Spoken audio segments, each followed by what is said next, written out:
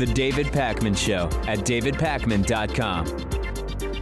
Welcome to the bonus show. We talked on the regular show in audience questions today about voting by mail versus making Election Day a holiday. And the first bonus show story sort of relates to that because the Iowa Democratic Party has now put together a proposal which would change the logistics of how the Iowa caucuses can be done. You might recall that Iowa is a state that votes early in the Democratic primaries. They don't have a primary per se. They have a caucus system where people get together all over the state, and it's a slightly different process, but for all intents and purposes, it's an early decision about which Democratic candidate do they want to make the nominee for president in the general election. And the proposal would allow for absentee caucus voting by phone on 6 different days through what they are calling virtual caucuses. And they would also, interestingly, do this ranked choice style. So if there are 6 or more likely 20 Democratic candidates at the time of the first caucuses, you would put numbers 1 through 20 in the order of your degree of support or degree of preference for the candidates. And the virtual results will then be tabulated and then apportioned according to congressional districts. And eventually they get added into the final results of the live precinct caucuses. Now, this is important for 2 different reasons. Number one, we want to make it easier for people to participate. Caucus participation, like primary participation, is often quite low. But unlike primaries, in caucuses, previously you had to physically be there. So you didn't even have the option of an absentee ballot. I've spoken before about how absentee ballots exist, vote by mail exists, but you have to justify it if you are in certain situations, not living. You're not going to physically be able to go because you are going to be away temporarily or on some kind of medium-term basis, out of the country, deployed in the military, if there's a physical limitation that prevents you from going. But in caucuses, there was no such provision. You either went and participated and sat there, by the way, for much longer than just filling out a ballot and leaving because there is this caucus process, or you don't get to participate. So in that sense, it also makes sense. And then also the idea here of the, did people hear that? That was a weird noise. I don't know where that came from. The process of ranked choice is also an important one because that's something we've been pushing for a long time. So these are no doubt ambitious and significant changes. They are being called the most significant changes to the Iowa Democratic Party caucuses since its inception by the Iowa chair of the Democratic Party. We'll see if it happens. It would be great. We need more people voting. We need a system that is better than first past the post. And we need it to be possible for people who can't physically go to the caucuses to also participate. So all good things. We will report as to whether it's ultimately adopted and also whether other states decide to do something similar.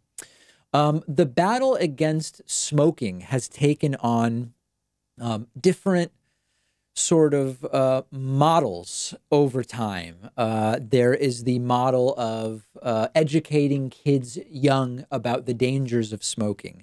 There's the model of making cigarettes more and more expensive to reduce the number of people who choose to buy them, adding more and more tobacco taxes. There's the model of raising the age at which you can buy cigarettes. And of course, we know that if the age goes from 18 to 21, 19-year-olds usually know 21-year-olds and they can have a 21-year-old go buy for them, but it still does decrease the number of people who smoke when you raise the smoking age. Hawaii is looking at a phased ban on cigarette sales by 2024 by raising the cigarette buying age every year from this point forward. So the idea would be if you can legally smoke now, in the future, you will be older and you will still legally be able to buy cigarettes, but younger people will not. And the idea is to go to a 30-year limit, then 40-year limit, 50, 60, ending with a 100-year-old limit. You have to be 100 years old in order to buy cigarettes by 2024 in Hawaii. Tourists would still be allowed to bring cigarettes into the state. Hawaii would allow 100-year-olds to buy cigarettes if they could find them. Of course, if people can't buy them, if they're under age 100, you would see fewer and fewer convenience stores and pharmacies and other places selling them. And the idea here is just to end smoking in the state of Hawaii. These limits would not apply to cigars. The limits would not apply to chewing tobacco, and the limits would not apply to e-cigarettes. And we will see ultimately what kind of legal challenges are mounted here. Obviously, the tobacco companies are saying absolutely not. But what's interesting is that this is a deliberate attempt to get around the problems of just banning the cigarettes themselves. For Hawaii to say cigarettes are now illegal, they can't come into the state, Hawaiian companies, vendors can't purchase cigarettes at all from suppliers, that would lead to one sort of type and style of challenge. The idea here is the cigarettes themselves remain completely legal, but as a matter of state law, if you can't present an ID that says you are 30, 40, 50, 60, or by 2024, 100 years old, you are simply not old enough to buy the cigarettes. We'll see what happens. Tobacco companies pouring a lot of money. Hawaii is actually an important state for them, as are many states, but Hawaii is an important place for tobacco companies. We'll see what ultimately happens and whether this is a successful strategy from a legal perspective to curb cigarette smoking. The other reality is it will just push a lot of people to e-cigarettes, which are not subject to this ban. Okay, it's not just the Catholic Church that is having problems with sexual abuse and sexual predators, because leaders of the Southern Baptist Convention are now in a situation where they are having to deal with the fallout of sexual predators at affiliated churches. An investigation has revealed 700 victims of Southern Baptist sexual abuse over a period of 20 years. Two newspapers, the San Antonio Express News and the Houston Chronicle, have done an investigation. They spent a year building a database of both church leaders and volunteers who pleaded guilty or were convicted of sex crimes in the last 20 years. Most are now in prison or are registered sex offenders. More are from Texas than from any other state. Again, the totals are 20 years, 700 victims.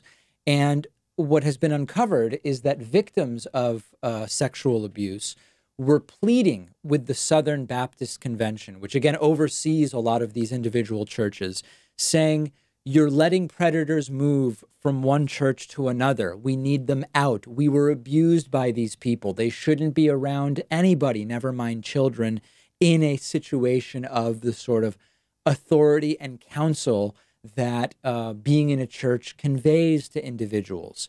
And the Southern Baptist Convention more than 10 years ago rejected every single proposal to put together a sort of internal registry, saying that they can't tell their nearly 50,000 member churches who should or shouldn't be hired, who should or shouldn't be ordained.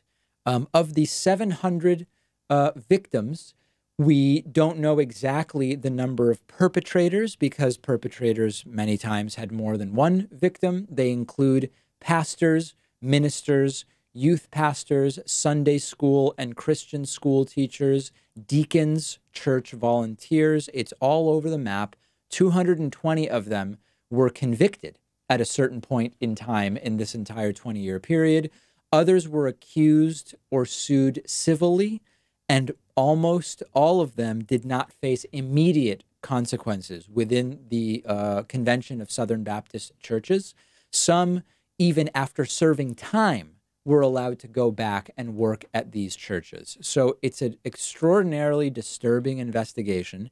It's good to remember that even though there's a lot of focus on the Catholic Church because of some individual high-profile stories that have taken place, which are horrible and they deserve attention, it's not fair to say that this is only a problem in Catholic churches and that only the oversight of the Vatican is complicit in hiding what's going on. In this case, we've identified a much more local organization, the Southern Baptist Convention, which is just as guilty, although I guess we can say on a smaller scale because it's a smaller organization than the Catholic Church, just as guilty of the exact same type of, I don't know if we should call it negligence or indifference or something else, but it's not just the Catholic Church. And hopefully as a result of this really, really good, I mean, this was a very detail-oriented and lengthy investigation by the two Texas newspapers.